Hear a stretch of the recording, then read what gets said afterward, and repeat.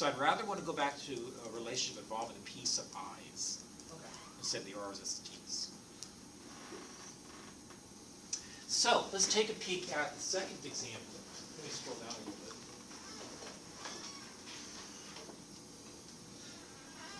Oh, okay, that is it. My apologies. Can you get rid of this so you can read it?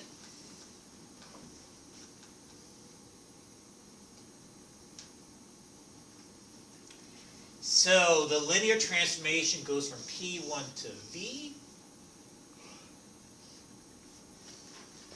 And I defined it as such. So I did not bother asking you if this transformation is one-to-one and onto. We're assuming it is. Actually, well, I just did. It's definitely one-to-one and onto. And let's find its inverse. But you guys, before we go to the inverse, look at what the original transformation is doing. It's sending something really plain to something more sophisticated. Well, more of a mess. And so I think when it comes to inverse transformation, I'm simply going to be evaluating something in the second vector space that's very clean. And I want to see what it looks like over here where it's a mess.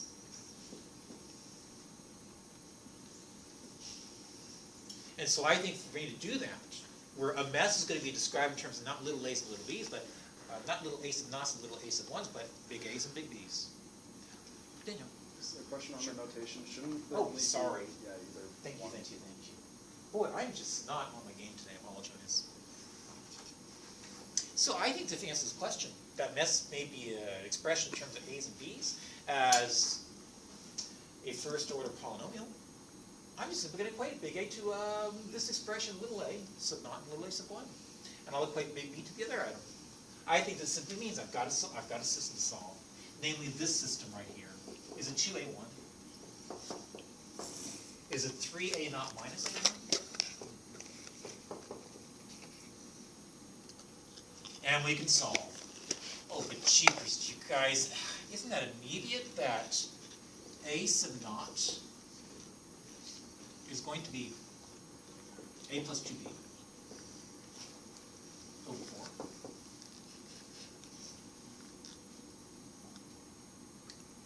I multiplied the second equation by 2. Add it to the first. Eliminate a's and ones. It should be over 7. 3 times 2 adds up 1. Oh, be quiet. Don't tell me to go take a math 581 class. And to find a sub 1, actually wouldn't it just be nice just to use the second equation? That suggests that a sub 1 is going to be 3a. I think minus b. Over 7. So our final answer should be that. No, I don't like my answer yet. Let me put it back over here. I was going to say something else. Oh, my apologies. Well, I was going to say our final answer should be a sub 0 plus a sub 1 times x. Perfectly put. And so I think my final answer is going to look like this. Just like you said, my a sub naught plus my a sub 1 times x.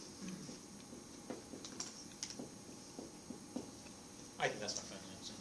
But what I did different was I used the component notation from earlier where we defined b. I just used a sub 1 1 and a sub 2 2. Just because I thought it was important to relate that to the. Oh, I see your point. Yeah, that's fine. I mean, I think that it's using lowercase a's is somewhat confusing, but you know, at least your subscripts are going to be different, so that identifies it. So I can live with that. Anybody else on this? Before we move on? Anybody else? Michael? So to get those equivalent A naught and A1, you can also use, I guess, a system of equations to turn that into an augmented matrix to write the same thing. It's just because I'm not feeling can you say that again? I'm sorry. Oh, we can use augmented matrices in order to get those same matrices. Absolutely. Okay. You could use inverse matrices, you could use Cramer's rule, whatever you darn well please, I agree. I was just being lazy. So, Yes. I don't know if on a test you'd want to show, or us to show this, but or if it's just for checking our own work, but if you take the T of, or transformation of the inverse You know, that's a transformation, good point, that's a you good arrive point. at the original. So I think, if I were to check my answer, I'd probably Yeah. compute this. And evaluate on this. Now, what matrix should I get, 2 by 2 or what? You shouldn't get any matrices. shouldn't get anything. It should be the input right back from P2, excuse me, from P1. Okay. That input. Likewise, you could check the composition this direction, but now you're evaluating on a nice clean diagonal matrix. Even though your notation might be different than mine, instead of A's and B's, it got something else, who cares? And you're gonna end up getting, you better get, It's a matrix. yeah, that matrix right back. However you might have referred to it. Do you mind if I do? Okay. Mike? Can you go over, 5, number 11?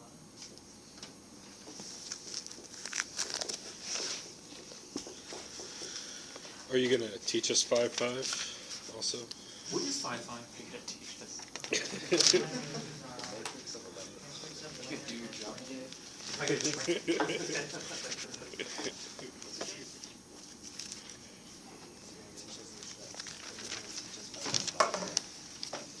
So the test is on everything still through 5.5?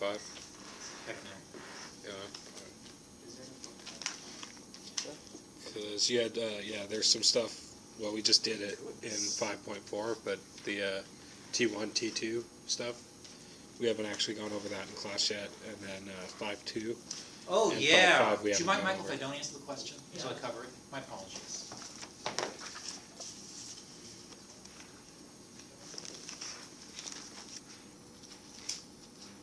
Actually, gosh.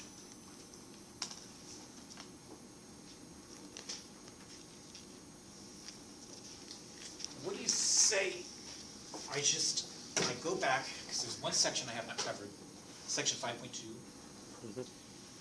Because I'm not feeling up to this. Can I just finish with 5.2? Yeah. Is that all right with everybody? And then there's just everything through 5.4 is on the test, but no 5.5?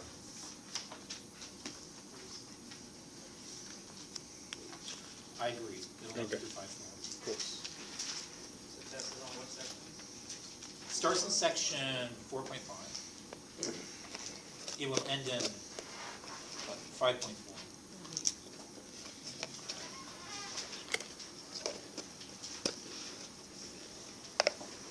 We're starting with 5-2 on Saturday, right?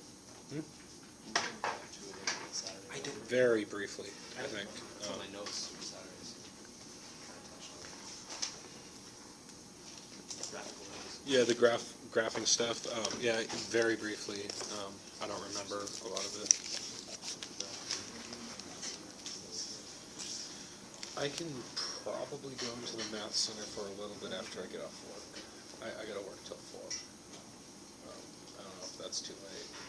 I'm gonna be in the math center at like 3:30, 4 o'clock. Okay, I'll be in there. I'll be in there all afternoon tomorrow. Yeah, I'll be there all. I made sure to get tomorrow off. Okay.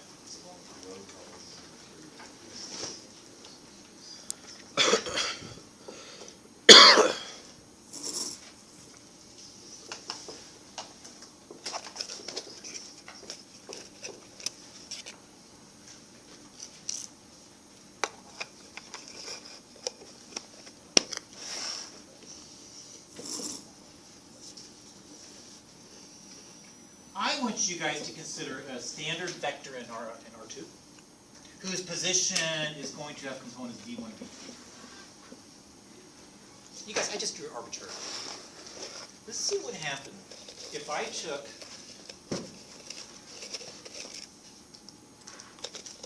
this matrix right here and actually, I take that back. Let me do an easier one. When I take this matrix and multiply it by my v bar, what do I get? components? The same vector. I get the vector v bar right back because I'm multiplied by the identity matrix. So I think when I multiply matrix by the identity, when I multiply a vector into R2, like v bar, by the identity matrix, it doesn't do anything to its position. Check out what would happen if I multiply my vector v bar by that matrix. Let's see, here's a 2 by 1, here's here's a 2 by 2, here's a 2 by 1, so the resulting product's gonna be a 2 by 1. Let's see what's in the very first position.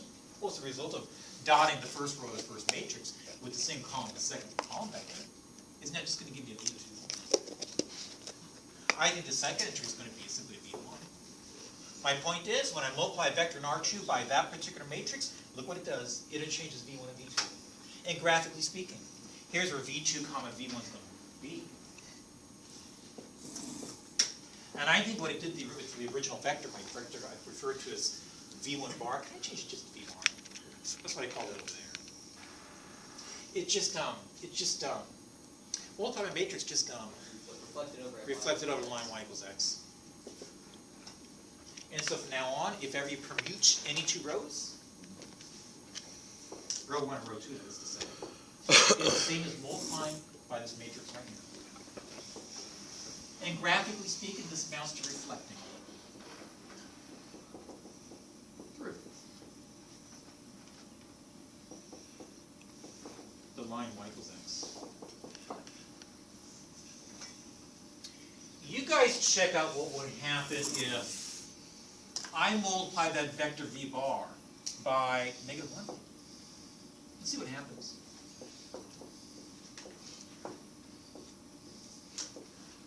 Oh, come on, you guys. I'm the one not feeling well today. You tell me what happens. Negative V1. Pictorially speaking, where's that new vector? Reflected over Y. Reflected over the y-axis. So I think multiplying a vector in R2 by this particular matrix reflects it over the y-axis. What would happen with this product?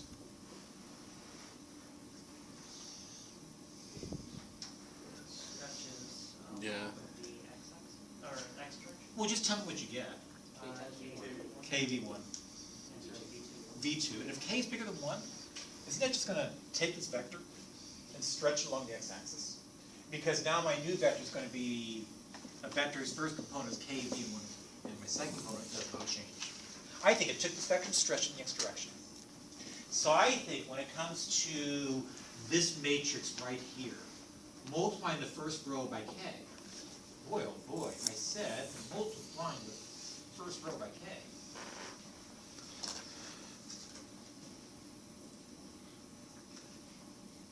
Is that the notation the author uses? Somebody know? Do you mind if I check? Yeah, go for it. I'm sorry, I'm really drawing a blank. What notation he uses? Does he have these listed somewhere concisely? Yeah, it's. Actually, that Oh, he looks does. that looks On right. page If you 358. multiply the See, okay, first so I'm row using the like same that. notation. Yeah. I just wanted to make sure. Okay. Then I think this matrix right here is going to be nothing more than this one. And what it does, specifically speaking, is it holds stretches. Now, do you really care if we use that matrix notation or if we just use no notation at all?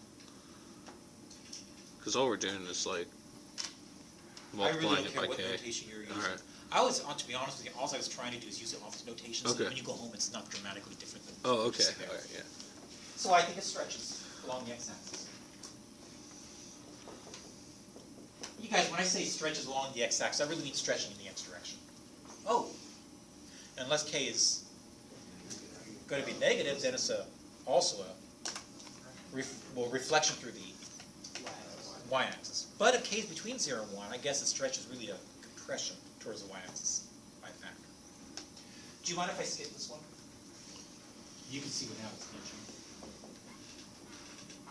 Well, maybe not that one. This one. If k is bigger than 1, it simply stretches in the y direction or along the y-axis. But if k is between 0 and 1, it's really compression along the y-axis. And if k is negative, I get all that business as well as a reflection through the x-axis. What about this one? What about multiplying v1, v2 by this matrix?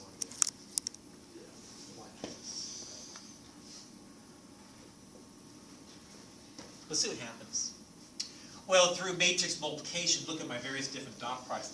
Does that give me a v1 plus some stuff?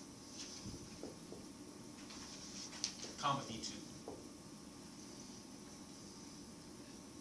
But if it gives me v1 plus some stuff, comma v2, I might refer to that completely differently.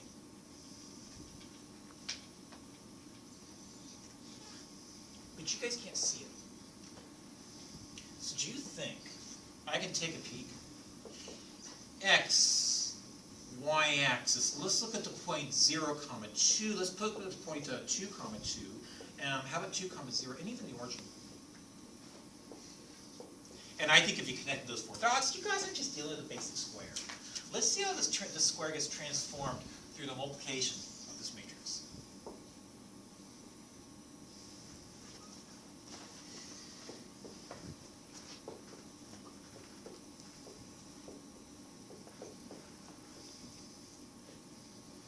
I'm going to take each and every one of those quarter points and see what happens. You guys, it's pretty fast. I've chosen nice numbers. Piece of cake. And again, just play with the arithmetic. I'll slow down a little bit. Is that going to give you a 6, 2? This is going to give me 2, 1.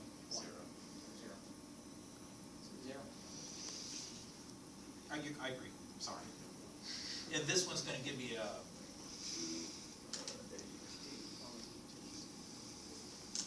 let me plot those points. Let me use a different colored pen. So with my red pen, as opposed to what you saw in black with this shoe, with my red pen, I've got the points 0, 0, 6, 2, 2, 0, and then 8, 2.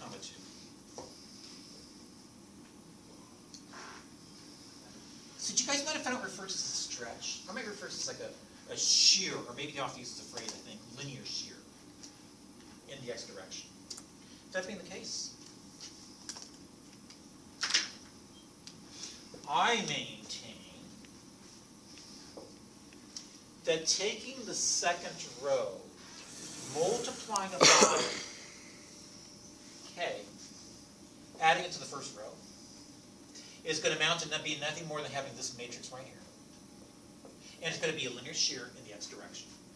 Whereas I think multiplying k to the first row, adding it to second, using it as a new second row, you get this matrix right here. But likewise, that's just going to be a linear stretch. I'm sorry, I meant to say linear shear in the y direction, not the x direction. And I think when it comes to an arbitrary matrix being multiplied to a vector like v1, v2, it's going to be a combination of these transformations. These are simply our basic transformations. Quick question here. How did we determine that k was equal to 3? I made it up out of thin air. So you just picked I said, 3? you consider these 4 black points, let's multiply by the matrix right there, and let's see what happens. Because I want to justify why I use the phrase linear shear. Because when you look at my picture, it's like I'm shearing the very top of it, but not the bottom of it. So generally, if you wanted us to do something like this, you would give us a value for k to plug in? Yes. Okay. I think the better question is this. Yeah. Given a matrix transformation, can you break it up into individual transformations like this? Okay. I'll ask a question like that in a minute. So let's see what I Guys, this notion of this rigid movement in two space, really doesn't become important. Forget about the first one. If you look at the remaining ones, and maybe the additional transformations of being able to slide something in two-dimensional space, I think it says a lot about a relationship between two things. Look at this item in two space. So no one's gonna laugh, right? And then this item. So much for that. Oh, you could draw a turkey like that too. We'll wait till next month for that. We demonstrated. Okay, that's next semester. Do you guys think I could take a pen and just kind of slide on the inkboard and let it be exactly what they have? No, Yeah, I don't think I can. I got a nice phrase for that. I would say that these two images in two space are not topologically equivalent. Now, I got to confess, these two objects are in two-dimensional space. I can put this one exactly over that one correctly if you guys just allow me to translate in higher dimensional space into 3 space. Now I can slide that hand through 3 space back onto this one perfectly. Now I guess I can play exactly the same game with gloves that live in, oh shoot, they live in 3-dimensional space. So I think two gloves likewise are not topologically equivalent because to put one right on top of the other, I'd have to jump out of 3-dimensional space into 4-dimensional space, whatever that looks like, and then come back down on the other one so that they match up directly. Again, topological inequivalence there. Because in 3 space, I can't slide one on the other. No, Yeah. I was just, Is doing this, What's that? is doing this, you're saying, if it was on a graph, doing this with a three-dimensional object would go through 4 space back into 3 space. If I was to get that glove back on exactly on top of the other, I agree. I'd have to jump in a higher dimensional space. And that's why those 2 objects, those 2 gloves would not be topologically equivalent. You guys have seen the Mobius strip? You take a piece of paper, you rotate one end 180 degrees, and you connect it. But if I rotate in the other direction, it's a different Mobius strip. They're not topologically equivalent. I cannot slide one on top of the other just by sliding 3-dimensional space. I have to jump into 4-dimensional space. I'm thinking we should. What's the definition you can write down, because I'm having trouble putting this into.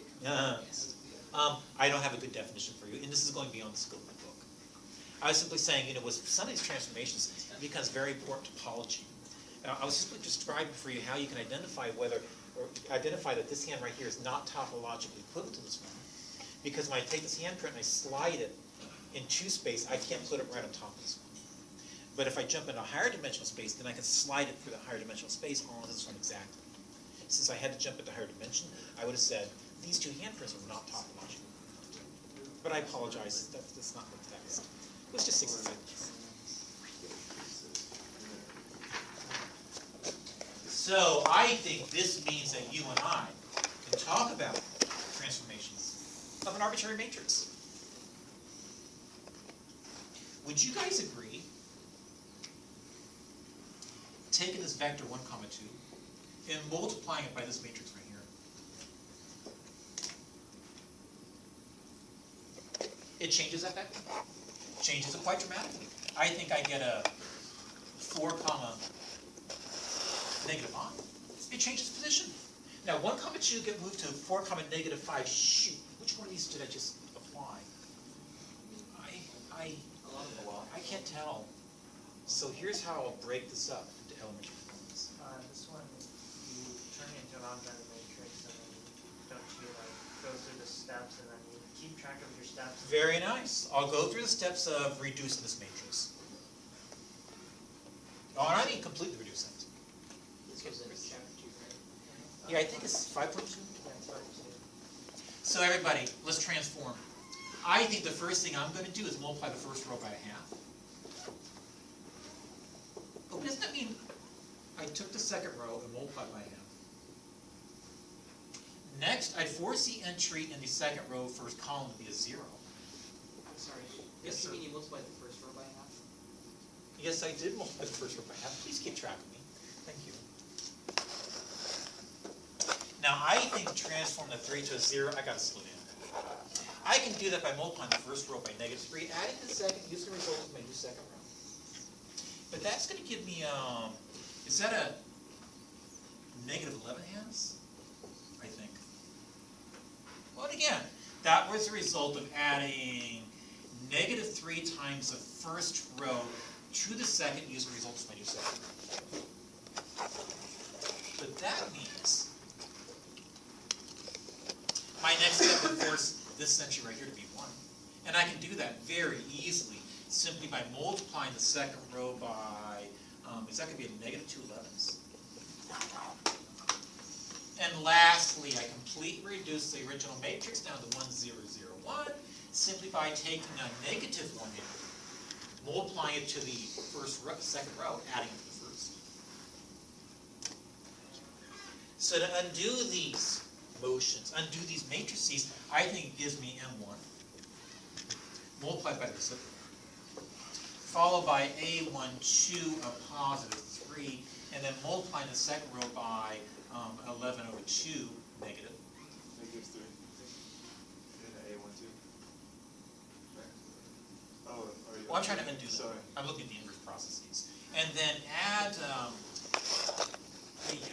+1/2 to times the second row, add it the first. Do you want those in reverse order? No, I do not. I like the order. Why not? Because in a sense, I described them in the reverse order above. When this is the very first step I took, it's sort of like that's already being multiplied to my original matrix A. I'm sorry, just. Because Am I, okay. I think the first action I took, an elementary matrix on multiply on N, was the first step. And then the second step was multiplying another elementary matrix to that. All the way down to maybe the nth one, however many steps I Oh, have I in this see. process. So, And if this is gonna end up being equal to the identity matrix, now check out what happens when I evaluate or multiply both sides by this. I get this.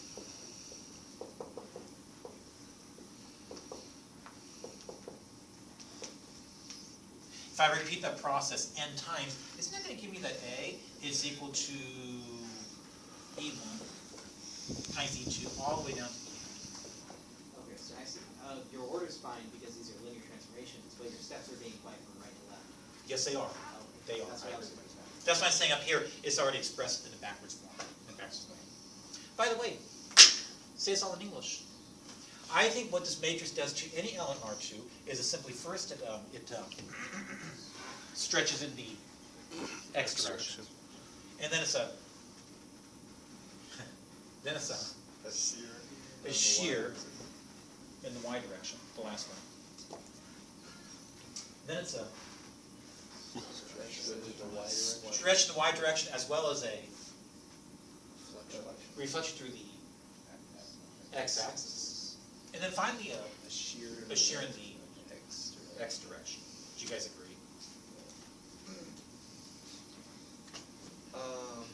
What if you, everything there is only one of these? What if you had two of these? Would you be able to combine them? What do you mean two of them? You So mean like the like- very last one? Yeah, so if you said, yeah, two.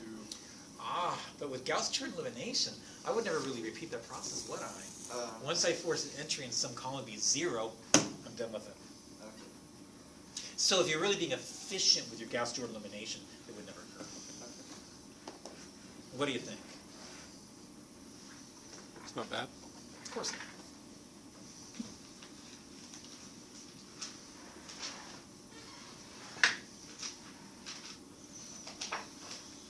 But you guys, this stuff is so basic, I think you can go home and do exactly what I just did. You open up to section 5.2, there's hardly any exercises. It's just that direct.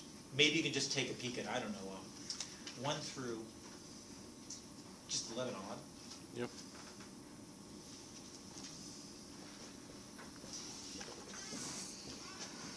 Chapter 5? 5 through 1 through 11 odd.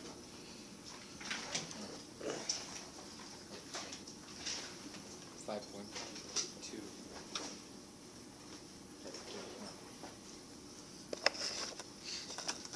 Okay.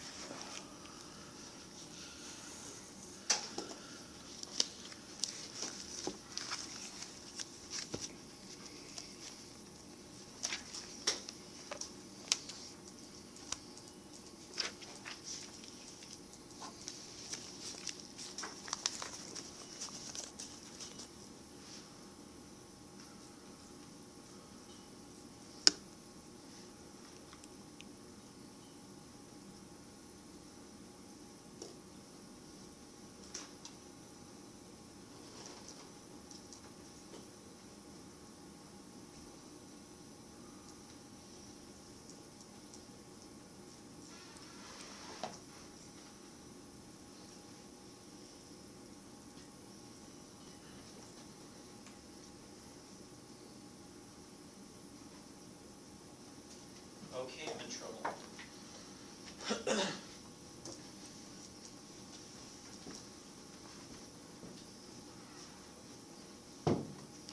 Oh, I'm not in trouble.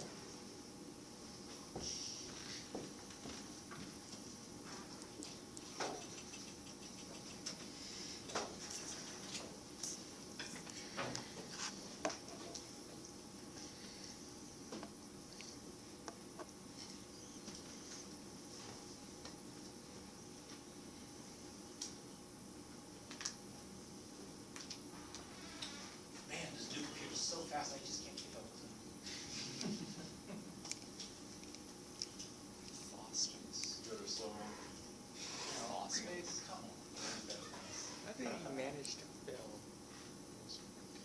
terabytes.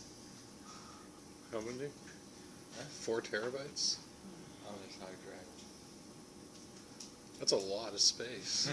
4 TVs. You didn't. Yeah, no, I didn't see that. Mr. Baga, after we're done here, could you go back to the computer? These are all like Second. Word documents. I mean, that's insane. Go back to what, the computer? The yeah, Is that computer. really? There. Next one. Next up. What about it? See, 4 terabytes, and he's down to 372. Wow.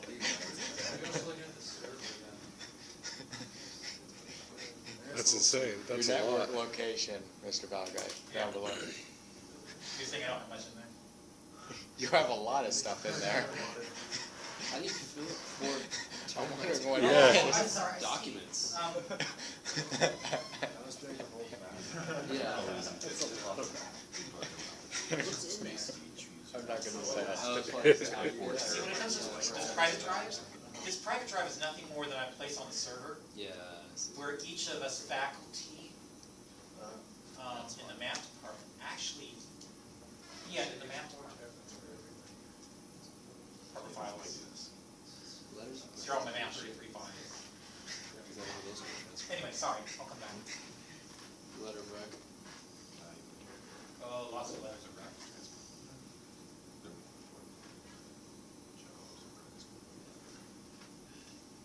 Internships. Those are usually for internship stuff.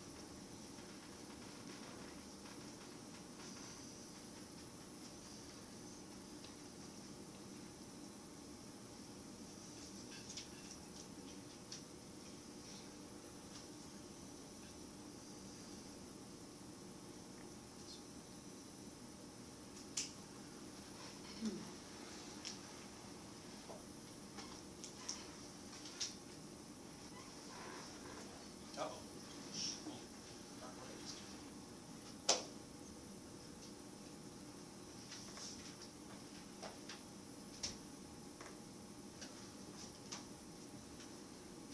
Okay, so here's what you guys want.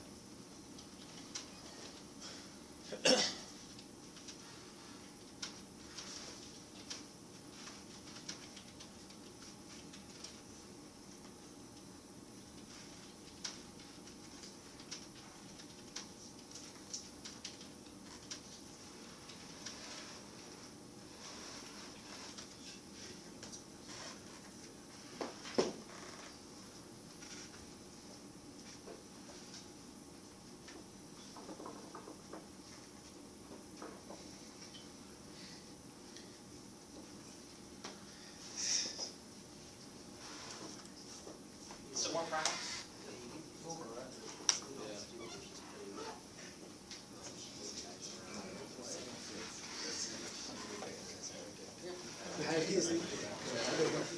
Take a look at the